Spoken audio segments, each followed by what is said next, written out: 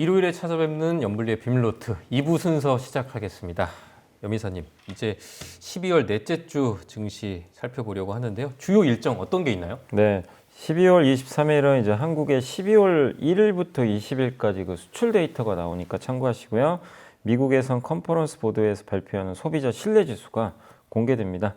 12월 24일은 미국의 11월 신규 주택 판매 데이터가 나오게 되고 12월 25일은 이제 뚜렷한 일정은 없고요. 크리스마스로 이제 대부분 국가가 휴장에 들어갑니다. 12월 26일은 연말 배당 기업 배당 기준일로 이날 이제 종가의 주식을 갖고 있어야 이제 배당을 받으실 수가 있고요. 또 오징어 게임 시즌 2가 그날 이제 방영될 예정입니다. 12월 27일은 이제 배당 권리가 소멸되는 배당락이고요. 배당을 많이 주는 기업들은 주가가 조금 이제 하락할 수 있기 때문에 그 부분 한번 확인하시면 좋겠습니다. 사실상 뭐 2024년 마지막 주인데 이번 주에 주목할 증시 변수 어떤 게 있을까요? 그 뭐 근래 들어서는 이벤트가 제일 좀 적은 주 같아요. 확실히 이제 또 왜냐하면 크리스마스 연휴도 있다 보니까 미국 같은 경우도 25일 쉬지만 24일은 또 조기 폐장을 하거든요. 그래서 확실히 뭐 이번 주는 특별한 이슈는 없다. 다만 이제 주초에 발표될 한국의 수출 데이터 요즘에 한국 수출이 확 꺾여 있는 상태잖아요. 그래서 1일부터 20일까지지만 어쨌든 데이터 반등했을지 확인하시면 좋겠고 제일 중요한 거는 이제 배당 받는 분들이 여기 좀 헷갈릴 수 있는 게 뭐냐면 원래 보통은 이제 연말에 배당 명부를 확정한 다음에 내년 4월에 배당을 보통 주잖아요. 주총 끝나고. 근데 이제 물론 올해 연말에 그렇게 기존처럼 배당을 주는 기업들은 여러분이 26일 날 종가에 반드시 갖고 있어야 돼요. 그래야 배당을 받을 수 있는 권리가 확보되는데 문제는 뭐냐면 요즘에 많은 기업들이 이게 제도가 바뀌어서 이때 주주들을 결정하는 게 아니라 내년 2, 3월에 이사회를 열어서 배당금이나 이런 걸 확정한 다음에 배당 기준일을 다시 설정할 거예요. 지금 공시를 하고 있어요. 그러면 26일 날 내가 뭐 예를 들면 현대차를 26일 종가에 갖고 있었잖아요. 그래도 이거랑 아무 관계가 없어요. 그거 갖고 있다 예전에는 받았거든요. 근데 지금은 배당 기준일을 바꿔버렸어요. 근데 그게 2월까지 계속 갖고 있어야 되는 거예요? 2월이 아니라 이제 날짜를 나중에 정해줄 거예요. 아. 공시를 또 해요. 근데 날짜가 안 정해졌어요. 뭐라고 돼 있냐면 이사회 열고 배당 기준일을 확정해서 재공시하겠습니다. 그러니까 이게 배당 기준일을 변경한 회사들이 꽤 많아요. 그럼 내년 2월이나 3월 돼야 우리가 알 수가 있거든요. 그러니까 그때 기준일 정하셔가지고 그때 날짜가 나오면 이제 그때 날짜 기준으로 갖고 계셔야 받을 수 있다. 그러니까 그거를 헷갈리시면 안 됩니다. 근데 뭐 아직도 많은 기업들이 26일까지 보유하면 받는 기업들도 많이 있는데 지금 또 상당수 기업들은 배당 기준으로 바꿨으니까 여러분들이 그걸 헷갈리시면 나 26일 날 갖고 있었는데 왜 나 배당 안 주지? 이렇게 될 수도 있어요. 그래서 꼭 회사에 한번 또 확인도 해보시고 배당 좀 확인하시면 좋겠습니다. 혼다와 닛산이 합병을 검토하고 있다는 보도가 있었습니다. 자동차 업계 지각 변동이 예고된다는 전망도 있는데 현대차 입장에서는 어떤 변화가 있을까요? 현대차한테는 저는 좀 약간 긍정적인 것 같아요. 왜냐하면 이게 이런 시각도 있죠. 이제 둘이 합치면 세계 3위가 돼요. 현대차가 4등으로 밀려나거든요. 이제 차량 대수가 밀릴 수밖에 없기 때문에 혼다가 398만 대, 닛산이 337만 대, 여기에 미쓰비시까지 같이 더한다고 하면 813만 대를 팔게 됩니다. 그러면 지금 현대차가 730만 대 파니까 4위로 물러서게 되지만 근데 이게 합친다고 그러면 이만큼 파는 게 아니라 과거에 2020년에 크라이슬러랑 PSA, 프랑스의 PSA가 합병했거든요. 그게 스텔란티스예요. 그 회사가 합병 전에 800만 대 팔았거든요. 근데 3년 후에 610만 대로 판매가 급감해 버렸어요. 그러니까 합친다고 무조건 판매가 증가하는 게 아닙니다. 그렇기 때문에 이들이 3위 되는 게 중요한 게 아니라는 거죠. 그리고 혼다가 닛산을 합병을 이제 하려고 하는 이유가 닛산이 지금 상황이 너무 안 좋다고 하더라고요. 그래서 혼다 주가는 오히려 빠져버렸거든요. 그래서 이들의 시너지 효과가 날지도 사실 의문부호고. 근데 요즘에 어쨌든 이런 합종 연행이 되게 심하죠. 폭스바겐은 갑자기 독일 공장 폐쇄한다는 얘기를 했고 BYD가 전기차만 파는데 전 세계 6위가 됐어요. 그러니까 지금 자동차 시장에 엄청난 지각 변동이 지금 이미 발생을 하고 있는데 거기서 이렇게 M&A 되거나 구조조정 되는 회사들이 이걸로 끝날 문제는 아니라는 거죠. 여기서 망하는 기업도 나올 거고요. 살아남는 기업도 있을 텐데 아마 여러분도 기억하시겠지만 아이폰 나오고 핸드폰 시장이 어떻게 바뀌었는지 우리 다 경험해 봤잖아요. 노키아 망하고, 네, 노키아 망하고 네. 삼성은 살아남았고 뭐 LG전자도 사실상 그때 결국엔 이제 사업을 접어버렸죠. 그런 것처럼 자동차 회사들도 정말 이제는 이제 운명의 갈림길에 지금 서 있거든요. 근데 여기서 운명의 갈림길에서 성장할 수 있는 회사는 누구냐면 이제 내연기관차 끝날 거거든요. 언젠가 끝납니다. 이 내연기관에서 어디로 가냐면 전기차, 그 다음에 자율주행이잖아요. 자율주행 시스템을 확보 못한 기업은 상당히 저는 좀 도태될 가능성이 높다. 이렇게 좀 보고 있습니다. 이미 미국은 좀 규제 완화하고 있는 거고, 근데 여기서 대단한 나라가 중국이에요. 중국은 이미 자율주행도 다 어느 정도 갖춰놨거든요. 중국 내에다. 네. 전기차도 잘하고. 그러니까 근데 중국은 논외로 할게요. 뭐 거기는 그들만의 리그니까. 그러면 전 세계 중국 빼고 잘하는 회사는 테슬라밖에 없어요. 우리 한번 생각해 보면 테슬라 말고는 딱히 떠오르질 않아요. 근데 그 다음으로 떠오르는 회사가 현대차죠. 현대차는 왜냐하면 자율주행까지 다 준비를 해놨고, 그 다음 구글 웨이모에 제가 일부 시간에도 언급드렸지만 자율주행 파운드리 사업이라 그래서 자율주행을 이제 위탁 생산 받아서 제조해주는 그 사업도 지금 하고 있거든요. 그래서 현대차한테는 저는 이런 분위기가 오히려 기회가 되지 않겠냐. 오히려 그런 걸 점프할 수 있는 준비를 지금 해놓은 상태니까. 그래서 이런 자동차 시장의 지각 변동은 누군가한테 분명히 기회가 되거든요. 그래서 테슬라와 현대차는 저는 생존할 가능성이 좀 높다라고 좀 보고 있고, 그리고 GM과 전기차 또 협력하기로도 예전에 한번 협약을 맺었잖아요. 그래서 현대차한테 상당한 기회가 오고 있다. 저는 개인적으로 그렇게 생각은 하고 있습니다. 배터리 얘기해 볼게요. 트럼프 인수위가 전기차 보조금 없애고 또 의무화 정책 폐기를 추진한다는 소식이 들렸는데 사실 이게 완전히 새로운 내용은 아니잖아요. 뭐 네. 계속 나왔던 내용들 반복하는 것 같은데 2차 전지 주가 변동성은 여전히 큽니다. 언제까지 계속될까요? 이게 근데 차라리 이런 악재가 그 트럼프 정부 들어서고 그냥 딱 명확하게 문서로 딱 나오면요, 차라리 오히려 그런 반등할 수도 있어요. 왜냐하면 뭐 근데 이게 왜 자꾸 이렇게 흔들리냐면 이게 절대적으로 정해진 게 아니에요. 그냥 이런 인수 검토한다고 나온 보도고, 그 이런 보도를 했던 언론이 이제 미국 IRA 근거에서 최대 7,500달러 규모의 보조금을 폐지한다. 이게 나왔었고, 이거 사실 예전부터도 우리 좀 어느 정도 인지하고 있던 내용이잖아요. 그리고 로이터가 입수한 문서에 의하면 전 세계 모든 배터리 소재에 관세를 부과하겠대요. 이런 것들도 이제 만약에 그럼 우리나라에서 미국에 수출할 때 관세 부과한다는 거니까 좀 악재일 수 있는데, 근데 거기에 또 전제 조건이 있어요. 동맹국가 개별적으로 협상하면 면제할 수도 있대요. 그러니까 우리가 또 협상 잘하면 면제될 수 있는 거죠. 그러니까 그냥 100% 무조건 나쁘다 이렇게 보는 것보다는 지금 이게 확정이 안 된 그냥 이런 보도만 나오니까 시장이 오히려 불확실해하는 것 같아요. 근데 그 다음에 뭐 어떤 보도가 떴냐면 블룸버그 보도가 나왔거든요. 블룸버그 보도에는 또 오히려 좋은 부분이 하나 나왔습니다. 뭐냐면 우리나라 지금 배터리 회사나 소재 회사가 미국이나 지금 캐나다 같은데 공장 지어서 생산을 하게 되면 첨단 생산 세액 공제라고요. 뭐 배터리 얼마 생산하면 돈 받잖아요. 그 보조금도 폐지하는 거 아니냐, 이런 내용이 있었는데 이번에 블룸버그 보도는 그건 폐지는 안 한다고 보도가 또 나와버렸어요.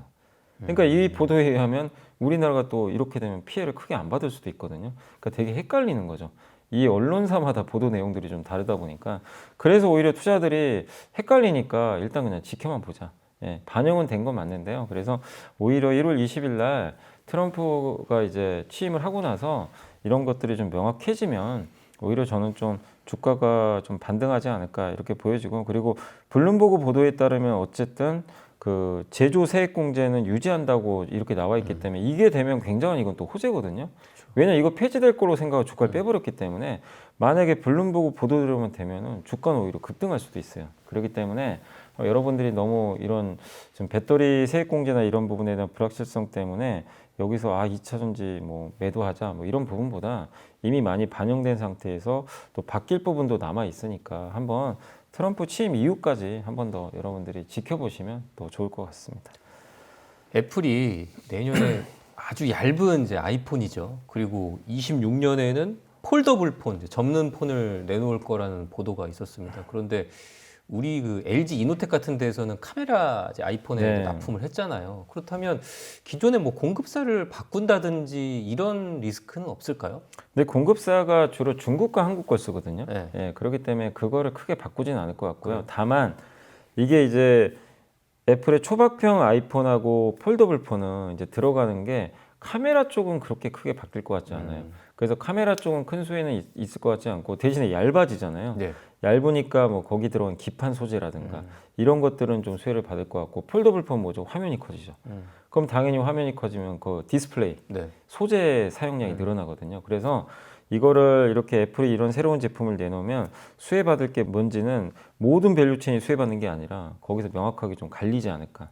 저는 그렇게 봅니다. 그래서 일단 내용만 간단히 말씀드리면 내년에 지금 현재 모델이 8mm인데 그거보다 좀 더 얇게 만드는데 이거는 주력 모델이기보다는 어쨌든 그 프로 모델보다 저렴하게 만든대요. 아, 그래요? 네, 조금 이제 약간 이제 값을 좀 싸게 해가지고 성능은 조금 떨어지게. 네, 아마 그렇게 나올 것 같고 카메라도 좀 단순화해서 오히려 그 카메라 스펙도 떨어질 가능성이 있거든요.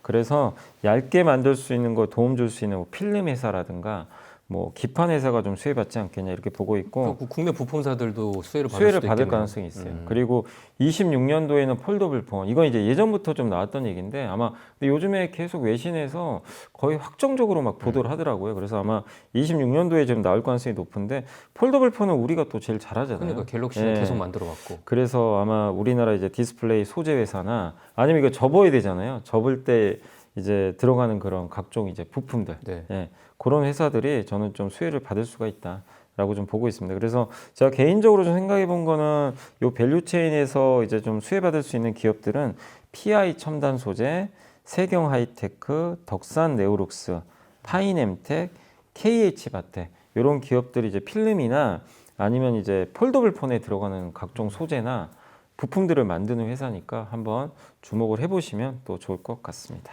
최근 조선주 기세가 뜨겁습니다. 이제 트럼프가 우리 조선에 좀 관심을 보이다 보니까 이제 그 흐름이 계속 이어지는 것 같은데, 근데 뭐 지금 들어가기에는 너무 비싸지 않나라는 의견도 있어요. 이사님께서는 어떻게 보세요? 지금은 이렇게 너무 공격적으로 할 필요는 없는 것 같아요. 좀 많이 올랐고요.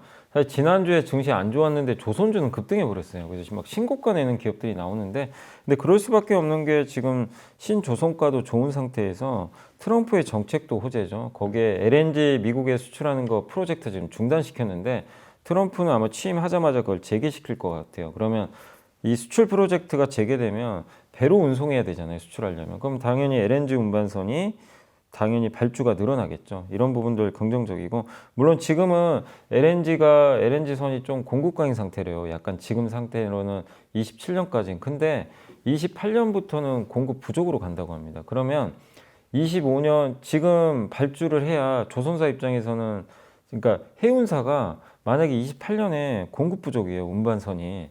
그러면 선박이 필요하잖아요. 그러면 지금 발주를 해야 만들어지는 게 3년 후에 만들어지거든요. 28년에 받을 수가 있는 거예요. 그러니까 지금 공급 강이라는 게 중요하기보다는 28년도에 공급 부족이면 지금 선사들이 수주를 줄 가능성이 높다는 거죠. 그러니까 이런 부분도 이 LNG 운반선을 가장 잘 만드는 국내 업체들한테 상당한 수혜를 받을 것 같고 또 최근에 LNG 운반선도 많이 폐선을 한대요. 선주들이 폐선을 하는데 이게 이제 앞으로 선박을 바꿀 때 친환경 선박으로 또 바꿔야 되거든요. 그래서 친환경 선박으로의 교체 수요도 꾸준할 것 같습니다. 여기에 컨테이너선은 중국이 싹쓸이 했는데 뭐 HMM이나 에버그린 같은 HMM 우리나라 기업이죠. 그리고 에버그린은 대만 회사인데 이런 이제 이 그룹에 속해 있는 대형 컨테이너 선사들이 앞으로 발주를 할 가능성이 높은데 이들은 한국에 좀 물량을 주지 않겠냐. 왜냐하면 중국이 싹쓸이 해가지고 중국에 발주할 여력이 별로 없는 것 같아요. 그러니까 이런 부분들도 호재가 되겠죠. 또 군함이라든가 이런 수주도 뭐 최근에 조금씩 나오는 것처럼 그래서 여러 면에서 조선주는 굳이 뭐 나쁘게 볼 이유가 지금 사실 없는데 다만 유일한 약점은 좀 주가 올랐다는 거죠. 그래서 주가 조정 시에는 좀 관심을 가지시되 지금은 보유하시면서 조정을 기다려보는 그런 전략이 좀 필요할 것 같습니다. 불닭 볶음면으로 유명한 삼양식품이 중국에 공장을 짓는다고 합니다. 근데 요새 중국에 공장 잘 안 지으려고 네, 하잖아요. 네, 또 미중 맞습니다. 갈등도 있고 그런데 근데 중국에 짓는 이유는 뭘까요? 그러니까 아마 많이들 생각하셨을 거예요. 차라리 미국에 짓지 왜 중국에 그러니까요. 지을까 이런 생각하셨을 텐데 이게 다 이유가 있는 것 같더라고요. 그러니까 이번 그 공시 내용을 보니까 중국 자싱시라고 하는데 여기 한 6개 라인 정도를 증설하는 것 같더라고요. 그래서 이제 내년 아니 27년 1월 31일 날 증설이 끝납니다. 그래서 이제 한 2, 3년 정도 걸릴 것 같고 투자 금액이 2,000억이니까 꽤 큰 금액이죠. 그래서 근데 내년 5월에 밀양 공장이 가동을 해요. 그러니까 삼양식품의 라면 공장이 저 원주에 있거든요. 네. 근데 이제 밀양 공장이 이제 이 공장이 증설이 내년 5월에 끝납니다. 그렇기 때문에 이제 이게 증설이 되면 상당히 이제 앞으로 생산 능력이 늘어날 텐데, 아니 근데 이 상태에서 왜 중국에 짓냐? 이 이유는 뭐냐면 우리나라에서 만드는 물량은요 이제 대부분 미국과 유럽으로 보내겠다는 거예요. 미국 유럽 쪽으로 보내고, 중국에서 만든 물량은 당연히 미국 보내면 큰일 나죠. 관세 때문에 안 될 테니까 중국 수요가 제일 많긴 하거든요. 지금 삼양식품 매출 비중의 25%가 중국이에요. 미국이 22고 유럽이 21. 그러니까 이 한 33% 정도 되는 물량은 한국 공장에서 담당을 하고, 앞으로 중국은 더 성장할 거 아니에요. 그러니까 중국과 이 아시아 쪽 있죠. 이쪽 물량은 아예 중국 공장에서 다 커버를 하자. 그러니까 이혼을 하겠다는 거예요. 이 중국 공장을 증설을 해서 미국에 보내는 건 사실은 굉장히 비합리적이기 때문에, 그래서 아시아 쪽 물량을 담당하기 위해서, 근데 중국을 선택한 이유는 어쨌든 아시아권 물량이 그만큼 고성장을 하다 보니까 차라리 중국 현지에서 만드는 게 더 낫잖아요. 중국 그렇죠. 물량을. 예. 그래서 그 선택을 했다라고 보시면 되겠습니다. 네. 그래서 이게 뭐 미국으로 왜 안 했지, 이게 악재가 아니라 오히려 시장에서 이걸 더 긍정적으로 평가하면서 주가가 오히려 올라가고 있어요. 그래서 이번 삼양식품의 증설 뉴스는 호재로 보시면 되겠고, 다만 이게 건설되는 게 27년이니까 좀 시간은 많이 남아 있다는 건 조금 유의를 하셨으면 좋겠습니다. 알겠습니다. 우리 증시 이제 외국인은 계속 팔고 있지만 연기금은 10월부터 계속 좀 사고 있어요. 그래서 특히나 이번 계엄 탄핵 전국 때 우리 연기금이 구원투수가 됐다, 또 이런 평가도 네. 있었잖아요. 근데 저는 한편으로는 이제 연기금이 가진 실탄을 이번에 좀 너무 많이 쓴 거 아닌가, 이런 생각도 들더라고요. 이사님은 좀 어떻게 보세요? 이게 근데 이런 거에 대한 이제 좋은 자료가 하나 나왔던 게 메리츠 증권에서 한 보고서가 나온 거 한번 소개해드리면, 9월 말 기준으로 국민연금 기금의 국내 주식 투자 금액이 한 145조 7,664억 정도 되거든요. 근데 이게 국민연금 전체 투자 자산의 12.7% 정도 돼요. 근데 국민연금이 올해 말 기준으로 국내 주식 목표치가 있어요. 항상 설정해 놓죠, 매년. 이거 매년 줄이고는 있는데 이게 15.4%예요. 근데 아까 제가 12.7이라고 그랬죠. 그럼 지금 2.7%가 부족해요. 오히려 더 너무 이게 주가 급락하다 보니까 자산 이게 액수가 떨어져 버린 거예요. 싸니까. 네. 네. 그러면 만약에 다른 자산 가치가 고정돼 있으면 15.4는 목표니까 만약에 채운다고 그냥 가정해 볼게요. 그럼 얼마 사야 되냐면 36조를 사야 돼요. 국민연금이. 그냥 지금 얼마 안 남았죠. 그냥 산술적으로 앞으로 12월 말까지 36조 사야 이게 채워집니다. 그러니까 물론 그러지는 않겠지만 어쨌든 지금 국민연금의 매수율하고 엄청나게 이제 많은 상황이고, 내년 목표치가 14.9거든요. 내년에 국내 주식 목표치. 그러면 그걸 가정했을 때는 29조 3,728억을 사야 된대요. 그렇게 따지면 이것도 지금 29조면 만약에 한 달에 거의 한 2조 이상 사야 되는 금액이거든요. 꽤 큰 액수예요. 그래서 지금 정도 이렇게 국민연금이 갖고 있는 비중을 봤을 때 적어도 내년에도 국민연금은 주식을 살 가능성이 높고, 실제 연기금이 이번 4분기에 4조 7,415억을 샀다고 합니다. 근데 이거 샀지만 결코 많은 액수는 아니에요. 그래서 아직까지도 국민연금이 국내 주식을 내년까지는 지금 지수 기준으로 했을 때는 상당 부분 많이 사야 된다. 근데 물론 지수가 많이 올라가면요, 당연히 자산 가치가 올라가니까 사야 될 여력은 떨어질 가능성은 높지만, 현재 2,400대에서는 국민연금을 팔기보다는 지금처럼 계속 주식을 담아갈 가능성이 높기 때문에 이 구조에 의하면 어쨌든 우리나라 증시를 막아주는 안전판 역할은 충분히 할 실탄은 남아있다, 이렇게 좀 생각은 하고 있습니다. 이재명 민주당 대표가 상법 개정 토론회에서 국민의 자산 증식 수단이 부동산에서 주식으로 변하는 게 바람직하다라고 언급을 했습니다. 상법 개정, 참 우리 증시의 지상 과제 중 하나인데, 네. 근데 정부가 조금 제 기능을 좀 못하는 네. 상태잖아요. 그러다 보니까 상법 개정의 탄력을 못 받을 것 같은데 네. 이사님께서는 어떻게 보십니까? 그래도 뭐 아마 1월 중에는 좀 결론이 나지 않을까 싶고요. 왜냐하면 이제 상법 개정 토론회까지 열었다는 거, 의지가 있다는 거거든요. 그래서 이걸 이제 민주당이 지금 이제 의지를 가지고 좀 추진하고 있기 때문에, 또 다수당이다 보니까 가능성은 좀 상당히 높다고 좀 시장에서는 평가를 하고 있습니다. 그리고 이재명 대표도 언급을 했던 게 뭐냐면, 이게 부동산의 우리나라 아마 가계 자산이 75%가 부동산이에요. 그리고 금융 자산이 한 25인데요. 25 중에 주식 자산은 또 10%가 안 돼요. 그러니까 주식 비중은 극도로 낮아요, 사실은. 그렇기 때문에 이게 다른 나라랑 비교했을 때 좀 너무 과하게 부동산에 좀 쏠려 있고 또 금융자산도 현금이나 예금에 많이 쏠려 있는 거죠. 근데 미국은 이게 정반대거든요. 주식자산 비중이 제일 높아요. 그러니까 이제 선진국형 자산으로 좀 바꾸자라는 거고. 근데 이렇게 낮을 수밖에 없는 게 소액주주 가치가 항상 무시당하는 경우가 너무 많다 보니까 맞아요. 국장은 안 된다. 근데 이거를 좀 바꿔보겠다는 거고, 이거를 하기 위해선 결국엔 상법 개정을 해야 되거든요. 그래야 이제 기업들도 의지를 가지고 주주 가치를 배신하거나 아니면 주주 가치를 위한 정책들을 할 수가 있기 때문에 그런 부분에서 주주 가치를 계속해서 배신하는데 이거를 재판 가가지고 어떻게 할 방법도 없어요. 예, 판례도 없기 때문에. 그래서 부당하게 주주분들이 피해받는 경우들이 좀 많이 있었는데 그런 것들을 충분히 막을 수 있는 법이기 때문에 어쨌든 이렇게 의지를 가지고 추진한다면 분명히 우리나라 주식시장은 한 단계 더 레벨업 될 가능성이 높고 또 아까 이제 이재명 대표 좀 언급처럼 결국 많은 사람들이 주식시장 기업을 믿고 자본시장에 투자할 수 있도록 하는 게 매우 중요하다 이런 멘트를 했는데 근데 이게 사람들이 이런 멘트가 나와도 믿질 않는 게 항상 말만 하다 이게 안 된 경우들이 많거든요. 그렇죠. 아마 기억하시겠지만 올 초에는 대통령이 또 이거 상법 개정 얘기를 꺼냈는데 갑자기 근데 뭐 지금 뭐 계엄 이슈도 있지만 여당과 정부가 갑자기 또 상법 개정에 바꿨어요. 말을 바꿔버렸어요. 이복현 원장도 네, 바꿨고. 그러니까 이게 정치인 말이 이렇게 또 쉽게 바뀌어버리니까 이게 이재명 민주당 대표는 이제 약속을 지키길 바라는 거죠. 주주분들 입장에선 이 소액 주식 투자하시는 분들 입장에서 그래서 말은 좋지만 우리가 원하는 건 말이 아니라 행동으로 실제로 상법 개정해 주시고 요거를 바꿀 수 있는 뭔가 정책들을 계속 추진해 나가는 거 이거를 행동으로 보여주는 게 일단 또 우선순위 아닌가. 그래서 1월경에 아마 좀 결론들이 어느 정도 날 가능성이 높으니까 여러분들이 한번 근데 이제 상법 개정이 통과돼도 민주당 네. 단독으로 이게 대통령이 지금 권한대행 상태니까 이거를 그냥 받아들일지 또 거부권을 행사할지 참 또 그것도 좀 애매하긴 하네요. 애매하네요. 근데 어쨌든 그래도 저는 통과만 된다면 네. 상징성은 분명히 있고 그러니까요. 했다는 것 자체는 이제 할 가능성이 좀 높아졌다고 보고 있기 때문에 한 번도 우리나라는 이걸 해본 적이 없잖아요. 그래서 그 자체로도 상당한 변화가 예상되기 때문에 한번 좀 여러분들도 계속 좀 관심을 가지시고 좀 기대를 해보는 그런 전략이 좀 필요할 것 같습니다. 맞습니다. 또 네. 주주분들이 많이 목소리를 내셔야 네. 합니다. 이제 이야기 마무리해 보려고 하는데요. 염이사님이 선정한 이번 주의 보고서 어떤 내용입니까? 네, 대한항공과 아시아나항공 통합 따른 항공운송업 영향인데 이건 이제 증권사 보고서는 아니고요. 3일 회계법인에서 나왔던 좋은 자료가 있어서 그냥 간단히 소개해드리면 양사가 이제 통합을 하게 되면서 220대가 넘는 글로벌 이제 항공기를 그 정도 보유하다 보니까 세계 10위권의 글로벌 대형 항공사가 될 거다.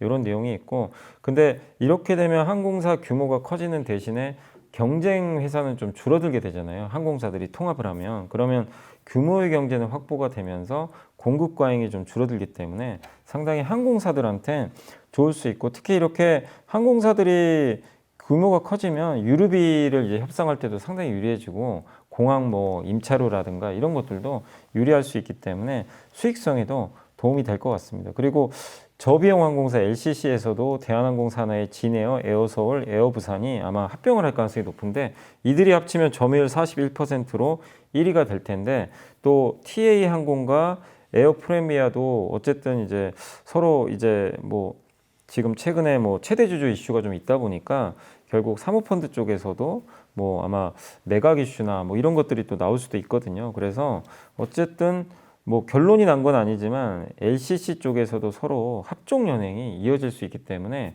이게 그 항공사가 더 줄어들 가능성은 분명히 좀 존재하는 것 같습니다. 그래서 여객 경쟁 강도가 좀 완화될 가능성이 높기 때문에 중장기적으로 상당히 좀 긍정적이지 않을까 이렇게 좀 보고 있고 그리고 내년에 항공업 전망도 괜찮은 것 같습니다. 지금 왜냐하면 중국 무비자 입국 허용이 좀 되고 있잖아요. 그렇기 때문에 이 중국 쪽으로 이제 늘어나는 여객 수요가 충분히 있을 가능성이 좀 높고요. 거기에 중장기적으로 주중하는 확대도 예상되고 또 미중 갈등 때문에요.